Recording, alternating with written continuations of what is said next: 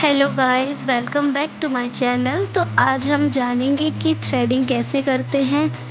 और अब ये मेरी थ्रेडिंग की थ्योरी है, आप इसे कहीं पर नोट भी कर सकते हैं। तो पहले हम पढ़ेंगे थ्रेडिंग में इस्तेमाल किए गए प्रोडक्ट्स। तो इसमें हमें चाहिए 40 नंबर का थ्रेड, टैल्कम पाउडर, कॉटन, अस्ट्रिजेंट और सीजर्स, कैंची। उसके बाद हमें चाहिए, इसमें पढ़ेंगे थ्रेडिंग कहाँ कहाँ की जा सकती है। तो थ्रेडिंग होती है हमारे आईब्रोज पे, अपर लिप्स पे, फॉरहेड पे और साइड ब्रॉक पे और चिन यानी कि हमारे ठुड्डी पे की जाती है। इसके बाद हम जानेंगे कि थ्रेडिंग करने से पहले हमें किन बातों को ध्यान, जैसे कि वैक्सिंग करने के बाद जो शेप आते हैं उसे थ्रेड से निकालते हैं। थ्रेडिंग करने से पहले टैल्कम पाउडर लगाना ज़रूरी है।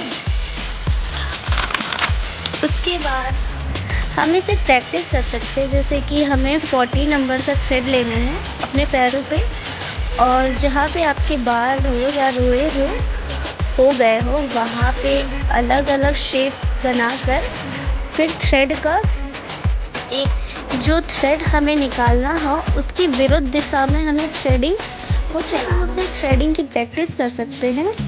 उसके बाद हम पढ़ेंगे कि थ्रेडिंग में उपयोग आने वाली सामग्री, जैसे कि हमें क्या क्या चाहिए। कुर्सी चाहिए विशेष रूप से, जो कि ब्यूटी पार्लर के लिए बनाई गई है।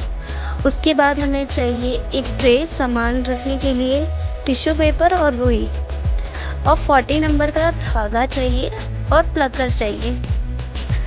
इसके बाद हमें चाहिए एक हेयर बैंड, एक छोटा सा शीशा और एक छोटा पतली नोक वाली कैंची, एस्ट्रिजेंट लोशन, क्रीम और एक बड़ा शीशा। और इसके बाद हमें आईब्रो पाउडर चाहिए, टैल्कम पाउडर भी ले सकते हैं नॉर्मली। इसके बाद हम जानेंगे कि थ्रेडिंग करते समय हमें किन किन बातों का ध्यान रखना चाहिए, जैसे कि चेहरे के आकार के अनुसार और बालों के मुताबिक आईब्रो को शेप दे। पहले से ही बनी आईब्रो में सिर्फ अतिरिक्त ही बाल को निकाले, आकार को ना बिगाड़े। इसके बाद हमें चाहिए आईब्रो बनाते समय इस बात का ध्यान रखें कि क्लाइंट भौहों के ऊपर और नीचे वाले भाग की त्वचा को दोनों हाथों से ठीक से पकड़ के रखें, क्योंकि त्वचा के कट जाने का डर रहता है। ज़रूरी हो तो कैंची द्वारा कटिंग करें।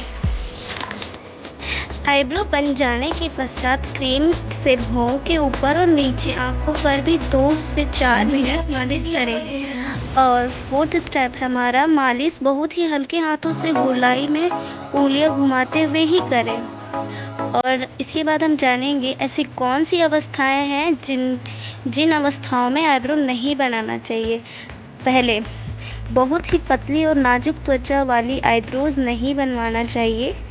सेकंड है, भौं के पास फोड़े, फुंसी या आईब्रो हो तो नहीं बनाना चाहिए। आईब्रोज बनाते समय पाउडर छिड़क कर नहीं लगाना चाहिए। 4th स्टेप है हमारा एक्जिमा, भौं के नज़दीक हो या सूजन लाली के अवस्थाओं में आईब्रोज नहीं बनाना चाहिए।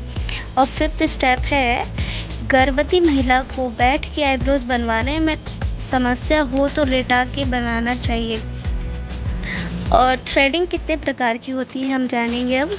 तो थ्रेडिंग के 4 प्रकार होते हैं, जैसे कि हम थ्रेडिंग कहाँ कहाँ बनवा सकते हैं। तो इसमें है अपर लिप्स, फोरहेड पे कर सकते हैं थ्रेडिंग, साइड ब्लॉक्स पे थ्रेडिंग की जाती है और चिन थ्रेडिंग की जाती है। तो हम जानेंगे अपर लिप्स थ्रेडिंग के बारे में। तो अपर लिप्स थ्रेडिंग का मतलब लिप्स के ऊपर वाला भाग होता है, यह बहुत ही नाजुक होता है। यदि उसमें सावधानी ना की जाए तो वह त्वचा छिल सकती है। इसलिए हमें अपनी त्वचा को टाइट करने के बाद ही थ्रेडिंग करनी चाहिए। और फॉरहेड थ्रेडिंग मतलब मस्तिष्क की थ्रेडिंग करने से पहले त्वचा के ऊपर व नीचे से धातु को पकड़ने के बाद ही थ्रेडिंग करनी चाहिए। बालों की विपरीत दिशा में थ्रेडिंग करनी चाहिए। इसके बाद हम जानेंगे थर्ड जो थ्रेडिंग की जाती है, साइड ब्लॉक की थ्रेडिंग। साइड ब्लॉक्स थ्रेडिंग का मतलब होता है चिन, गाल, कान के बीच का बाल साइड ब्लॉक्स करने से पहले क्लाइंट चिप और ईयर पकड़वा ले। इसके बाद थ्रेडिंग करनी चाहिए। फोर्थ स्टेप है चिन थ्रेडिंग। चिन थ्रेडिंग से मतलब है लिप्स के नीचे का भाग। थ्रेडिंग करने से पहले लिप्स के नीचे वाले भाग जीभ रख कर लिप्स को टाइट करने के बाद ही थ्रेडिंग करनी चाहिए। अब हम ये जानेंगे लास्ट स्टेप है थ्रेडिंग कितने प्रकार की होती है। थ्रेडिंग शेप जो होते हैं 5 टाइप्स के होते हैं, 5 प्रकार के होते हैं। फर्स्ट होता है राउंडेड शेप है, sharp shape. So guys, I hope आपको ये वीडियो पसंद आया हो। अगर आपको अच्छा लगा ये वीडियो तो लाइक शेयर